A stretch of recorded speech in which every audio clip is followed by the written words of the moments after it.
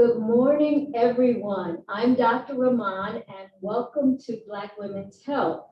No, the person you're seeing, that's not me. That's my very special guest, Aisha Saran. Welcome. Thank you. So you have a very interesting story. You wrote a book. Yes. The book is called The Saran Strategy. Can you tell me briefly, what is that about? So my name, Aisha Saran, comes from my actual name. Saran is my second middle name, meaning joy in Swahili.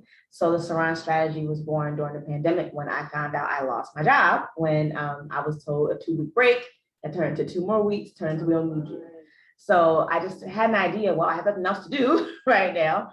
I have conversations all the time with friends, people who aren't my friends who wanted to ask my opinion about things, they trust my judgment. So I said, what if I just wrote all this down, and then just kind of essentially just like, put everything in one place and sell it.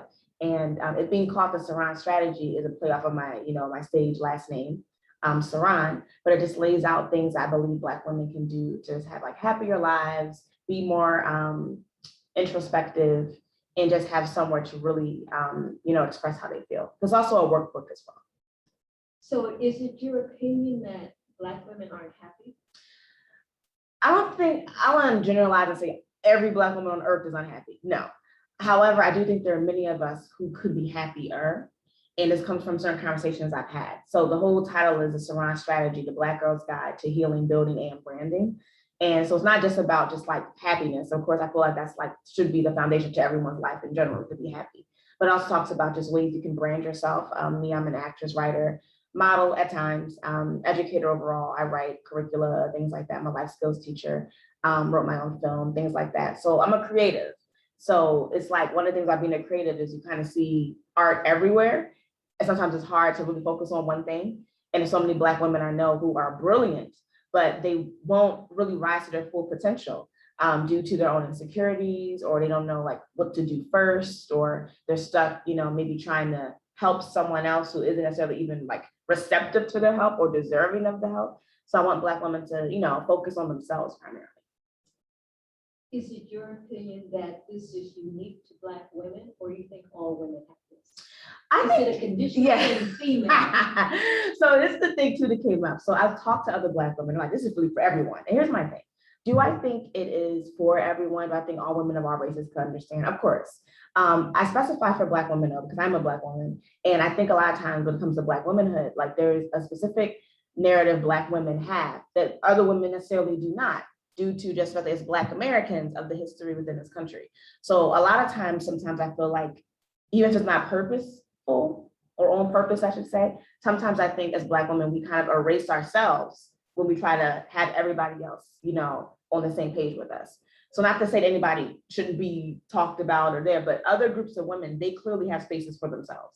And they don't feel like, oh, well, this is only for Jewish women, this is only for Latinas. They do their thing. But when it's us, a lot of times like, well, I can write something, but, maybe I had someone say, maybe take Black off, and just say the women's guide, right? But, other groups aren't doing that. Like I said, now, if you happen to be a white woman or whoever, and you want to see the book, of course you can. A woman I know who's a mentor of mine, very white woman, very Republican white woman, loved the book.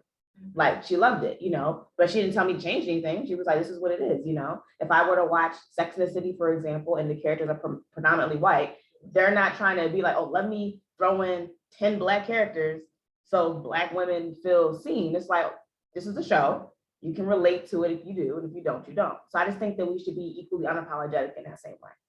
So before we get into the book, tell us a little bit about yourself. What qualifies you to write a book?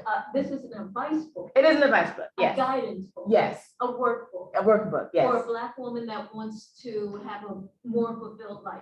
Well, fulfilled life, I mean, that's a really grand goal. Let me not put words on the pressure. Tell me, what qualifies you? So I'm a teacher, so by trade. So I do have my master's in educational leadership as well, my bachelor's in English liberal arts. I'm also an actress, writer, and I just naturally just am a person, really of the people. I wouldn't necessarily say people won't believe me if I'm not like a people person. People are very complex creatures. And sometimes, I need my solitude. But often I feel like, the conversation within the book is really coming from my perspective, which is why it's called the Saran Strategy. So this is not the gospel, right? This is not going to be for every person on earth. It's like, this is everything I believe in. People may have a problem with some things I'm saying, but it's also why I put my name in it too. This is what I do. And based on how things have been for me. So when people see me who know me or don't, or may not know me that well, and they see certain successes I've had, well, this is what I do. So everything I wrote in the book is true. Also, what's in the book are things I've gone through in my life up to now. I just turned 30 in April. So, it just talks about just things I think a lot of Black women have also dealt with as far as maybe not feeling like they fit in or feeling like, we're not the stereotype or what exactly is it to be a Black girl that morphs to a Black woman. Not having someone really in your ear to really embrace your uniqueness or really build you up. I personally didn't really have that. I had women in my life who I do love, but we had our issues like any other family would.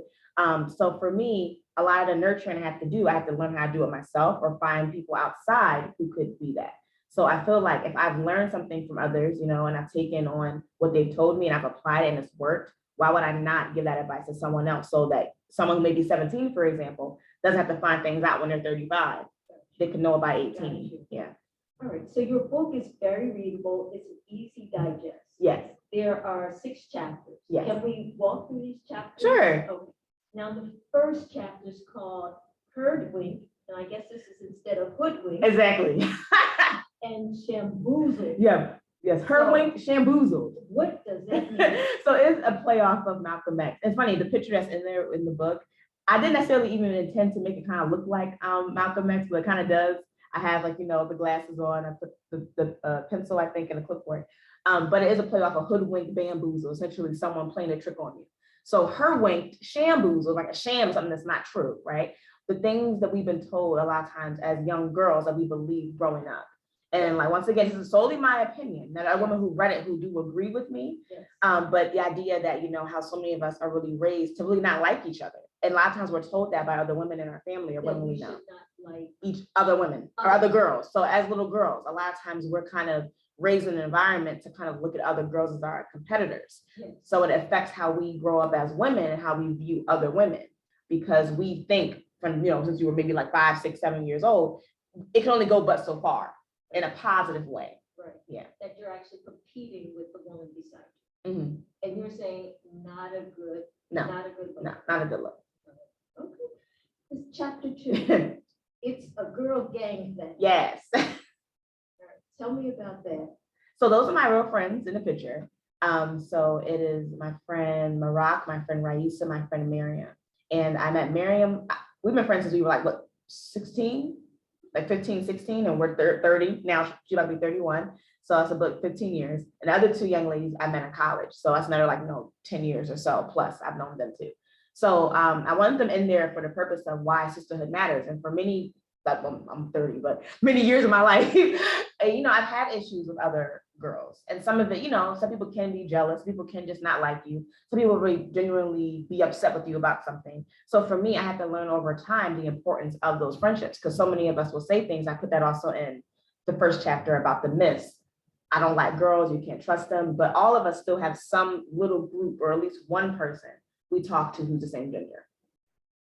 So that was my question. How do you get a girl gang if you're of the mindset that you really can only trust them so far? Yeah, so that's the thing. So for me, I guess I'll talk about Miriam, who I've known since I was in junior high, well, high school. We were 9th grade, I want to say. She had just moved from Philly. I went to Abington. I'm out in the suburbs. So I spoke to her, and then we weren't best friends right away. We had to get to know each other. But I guess naturally, what I was talking about in the book too in the beginning is about the confidence some of us naturally may have. So I don't want to necessarily get off topic as far as for example, Tupac Shakur, the poem, the roses grew from concrete, for example. That is about Black womanhood, or we can say Black girlhood. The idea that even without being nurtured, you still somehow grow and still are beautiful. I really want to shed that idea in the book, the whole strong Black woman archetype, as if we don't have feelings or emotions or desires. I want us to be able to feel like we can be vulnerable and be soft. So to answer that question, for me, I had to just think, okay, I don't like what I've been experiencing, what I've been told, or what I've seen, from other people close to me. I don't want to be that person. So it took me to kind of shed my ego a little bit and not walk into a situation assuming any woman I meet is going to be mean, or try to hurt me. At the end of the day, I'm a woman. And in the first chapter, I talked about a little girl. I used to teach like about sex and relationships and bullying and things like that. And I did a lesson on misogyny years ago. A 7-year-old, she was there. It was like a group of 7 to like 4. The oldest person was like 40 years old. And my icebreaker was simple. It was just like, okay, I don't like girls. And immediately she was like, what do you mean you don't like girls? You're a girl. Like she like pointed at me. And that was the point. And she understood. Like that's what you look like. What do I look like saying that as a female? What it is, it's self-hate. Mm-hmm. Okay, going on. Chapter 3, the power of the peace. That's going to be the controversial. Oh, what is that? I'm almost afraid to ask. What are the peas? Is this a family show? Or is this a grown woman show? This is a grown woman show. Mm-hmm. So we put the proviso out that this is for grown women. Yes. So even though the book says for the Black Girls Guide for Healing, Building, Branding, I wouldn't say give this book to your 5-year-old, right? Girls in terms of like, like Black girl magic, like a lot of times we use that interchangeably. Okay. I think the book is like for a range of like 18 to maybe like 25, but I've had women say it can be women who's 60, 70, so whoever, if it applies. Okay. But the P's I come with in the Saran Strategy. So the first P is pussy. Okay. Second P is presence. And the third P is patience. And the 3 P's in that chapter relate to how we are within relationships with men, right? And some things I feel that we are giving away easily or not understanding the power of that contribute to some of the pain that we get. Pain could be a 4th P, but I didn't put the 4 P's, but it just lays that out. So the first P I understand. Mm-hmm. The second P was presence. Presence. Mm-hmm. And what exactly are you insinuating? So presence in that context is about a lot of times, like for example, a lot of women I have who are my friends, or even with myself, like I said, the book, I am the first person the book's really talking about. So not that I'm roasting myself, but I think a lot of times, like a lot of us want to be able to be in a position to help others, but we haven't helped ourselves yet. And it comes that time you got to really humble yourself and look at yourself too. Like, well, if I'm really meant to do X, Y, and Z, let me examine self first. So I talk about myself in the book too. But with that chapter, it's about things that may go wrong in relationships that we are a part of because we put up with certain things we don't have to put up with. And it goes all back to the core of self-esteem, which was talked about in the first chapter. So each chapter builds on itself. So by presence in that context is about when you are with someone who's not respecting you, they're disrespecting you, they're treating you in your kind of way, your presence itself is a powerful thing. So if someone's not respecting you, then remove yourself. Okay. That's what it talks about. So presence is like self-awareness? Presence, no, actual physical presence, actual attention giving people who don't deserve it. Can I read it an excerpt? Okay, that's what it talks about. I don't want you to give too much. Oh, I give too much away? Okay, that's so, what it is. Okay, presence means that if this is not right, then you physically remove yourself. And the third P was patience. So patience in regards to, like, for example, I know women who have been with the same boyfriend on and off for like 8, 9, 10 years. Mind you, I'm 30, so 8, 9, 10 years, that's 20, right? So this idea, like maybe, women, especially as your profession, women who kind of, the biological clock's ticking, I want to have a baby, he's not, proposing or nothing's moving forward, but I'm not getting younger. So there are a lot of women, especially with us as Black women, okay, I'm at this level, the guy I love or want to be with isn't, but I'm still going to do what I want to do anyway. But then a lot of things spiral out of control because this person's not the right person. So out of the fear of, that's in the chapter 2, about this fear of loneliness or being by yourself, a lot of us will make decisions that hit us later on that we may not want to deal with. So I'm saying in the book that we got to think ahead a lot of times. So the patience part comes about. Patience to me, once again, the Saran Strategy, needs to be earned, right? All this idea of so-and-so has potential to be this and that, but he hasn't done anything to get there yet. So my thing is that if potential is really there, then let him reach the potential. But in the meantime, focus on yourself. If there's someone else who comes along who's already there, focus on that. But as I said, it'll take you like 15, 20 years, at least to me, to figure out someone's not the right person. But there are a lot of women who do that. And you're with someone for all this time. You should not be that patient. No, okay. That needs to be earned. The clock is ticking. Yeah, the clock's ticking. I mean, fertility, it's ticking just in general, just your life. There are women who hold themselves back for a relationship that's not been fulfilled, for a possibility that's never realized. Okay,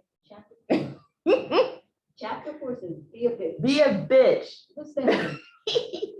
So I opened it with the Diana Ross quote, and that quote is, and I talked about Diana Ross like a dog for years. Now as an adult, and I watched her one year for Halloween.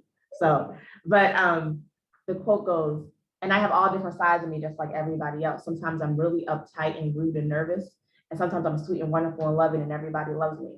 And sometimes they hate me, right? And the idea of that is that everyone has different sides to them. Now, because the book is focused primarily on a Black woman perspective, many of us are aware of people that made us think we're bitches or look for any reason to call us out of our name, just right away. If you're honest, it's a problem. If you don't speak enough, it's a problem. And you're snobby. If you have this, it's always something. And so many of us, we don't want, because we have this tough facade as a collective as Black women, but we're women. We are still women. And not to get off topic, because a lot of people talk about, but I recently learned the importance of putting my womanhood first, and why womanhood really, really matters. Because a lot of times, What do you mean by that? so a lot of times we as Black women, we lead, like we're Black first. We put our race before our gender. However, oftentimes our male counterparts aren't doing that. Meaning they may have the Black, ironically, Black Lives Matter being started by Black women. They may talk about their Blackness and this and that and racism, but at the end of the day, they lead with their manhood first, which is why you can have a Black man interracially dating. It doesn't see anything wrong with that. He's a man that sees women. Black women, on the other hand, look at race first. So a lot of times the gender aspect is on the back burner. We're so focused on being social justice warriors. We're so focused on protesting everything. We're so focused on inequality for everybody else. We forget ourselves. So we're not really nurturing our womanhood or our femininity or knowing who we are. And then that's used against us. Then we're told we're too aggressive. Then we're told this is why you're by yourself. Then we're told this is why you're bitter. But we're never nurturing that feminine part of us. So be a bitch means be feminine. Kind of. So yes, so in the chapter. So I talk about what the actual nature of the word bitch is, right? And I spelled it B!TCH, right? But what it says is that essentially, no matter what, and I talk about myself too, my whole life, I've been like, people talk about me in different ways. People either really, really like me or they really, really don't. There's no real middle. And I've been in a situation where I walk in a room just quietly and automatically, she's a bitch. I didn't even say anything, but it's because you feel some kind of way, it bothers you, right? So in the book, I talk about, well, the definition of a bitch technically is a female dog, right? If we talk about the nature of dogs, right? The nature of dog, what would you say? How would you define a dog? How they behave. How does a dog behave? Mm-hmm. I know it depends on the breed. I mean, the But- dogs are, Yeah, but they're known for being man's best friend, right? that's what it says. And they're known for being super loyal, Yes. right? So it's interesting that if you would call a woman a bitch, right? It's because you don't like her, she's not doing what you want. So is a woman really a bitch then, right? There's certain words we use that don't make a lot of sense. We use that as an insult, but why would that be a problem? The reality is a lot of times, just as you being yourself, people just have a problem with you for their own personal reasons. So what I'm saying, I'm not saying, embrace the word, the B word as like empowerment, like the N word. Well, I'm not saying that. I'm saying lead with what brings you joy and lead with being your authentic self, because regardless, people are gonna talk about you. That is true. Which is the 5th chapter, which says, be real. Yes. Why authenticity matters. Yep. That's right. All right. I mean, I think you said it all. I mean, be a bitch and be real are kind of Mhm. combined together. Mhm. All right. And then the last chapter is boss moves. What Yes. is that? So boss moves just comes, it's just a bit of a joke, but I mean, so I'm actually currently working on my own LLC, so that will be announced like later on, but I do a lot of stuff. And as a creative, you're never really satisfied. I sew as well, you act, I write, I'm still working on my film, I'm trying to get stuff done. But it's like, I find things to do that really bring me joy. Like I said, this is not a book about anti-relationships and love. I love, but I love like quality. Like I believe in something that's productive, not just to do something that's not giving you any happiness. I think that's a waste of time. And time waits for no one. So time's not going to stop because you didn't figure some stuff out. So I want women to really reflect on that, especially Black women. But the whole boss moves things, I talk about, what I do, how I became Aisha Saran, the nickname I got, Madam Saran or Miss Saran for my friends. So that kind of thing. And just things you can do to really build your brand. And it summarizes the whole book too. Just all the chapters and why they're important. So now you're a published author. Yes. All right. And I'm going to give you the opportunity to show your book and tell people Here's the how book. they can get the book. So it's, yes. I think the artist did a good job drawing me And too. that's you. Yes, and that's a real dress I have too. You saw it on Instagram. Oh, So okay. I So want now- to, So yeah. if someone wanted to get your book, How would they do that? So you can message me directly on Instagram. I have the Saran Strategy And Instagram those are your page. friends. These are my real friends. Yep. Just have the F off sweater.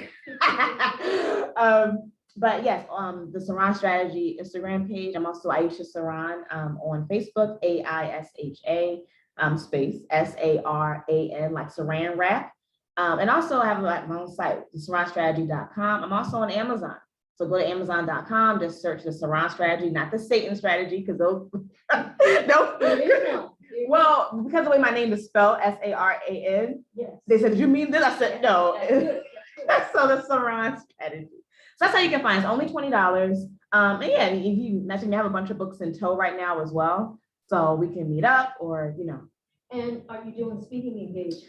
that's the plan. I'm working on some things. So I'm a teacher. I happen to be off today, so I'm here. But I'm a teacher throughout the week, of course. So I got to make time on the weekends to do stuff. But I'm working on a few things right now. Thank you. Thank It's a you. pleasure. Yay. Let me stop the recording.